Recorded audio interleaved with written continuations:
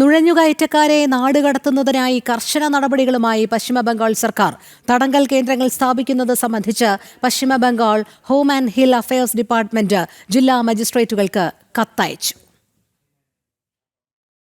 നുഴഞ്ഞുകയറ്റക്കാരെ പുറത്താക്കുമെന്ന മുഖ്യമന്ത്രി സുവേന്ദു അധികാരിയുടെ പ്രഖ്യാപനത്തിന് പിന്നാലെയാണ് ഈ നീക്കം. പിടികൂടിയ വിദേശികൾക്കും നാടുകടത്തലിനും സ്വദേശത്തേക്ക് കൊണ്ടുപോകാനുമായി കാത്തിരിക്കുന്ന മോചിപ്പിക്കപ്പെട്ട വിദേശ തടവുകാർക്കും വേണ്ടിയുള്ള തടങ്കൽ കേന്ദ്രങ്ങൾ സ്ഥാപിക്കുന്നത് സംബന്ധിച്ചാണ് Paschimbangal home and hill affairs വകുപ്പ് എല്ലാ ജില്ലകളിലെയും ഡിസ്ട്രിക്ട് മജിസ്ട്രേറ്റുമാർക്ക് കത്തയച്ചത്.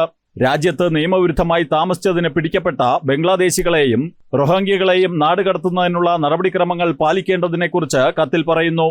ഇതുമായി ബന്ധപ്പെട്ട് പിടികൂടിയ വിദേശികളെ നാടുകടത്തുന്നതിലും സ്വദേശത്തേക്ക് കൊണ്ടുപോകാൻ കാത്തിരിക്കുന്ന മോചിപ്പിക്കപ്പെട്ട വിദേശ തടവുകാർക്കും വേണ്ടി ജില്ലയിൽ തടങ്കൽ കേന്ദ്രങ്ങൾ സ്ഥാപിക്കുന്നതിന് മുൻകൈയെടുക്കണമെന്നും ഉചിതമായ നടപടി സ്വീകരിക്കണമെന്നും കത്തിലുണ്ട്. ആഭ്യന്തര മന്ത്രാലയത്തിന്റെ മാർഗനിർദ്ദേശങ്ങൾക്ക് അനുസൃതമായാണ് ഈ നിർദ്ദേശമെന്ന് കത്തിൽ വിശദീകരിക്കുന്നു.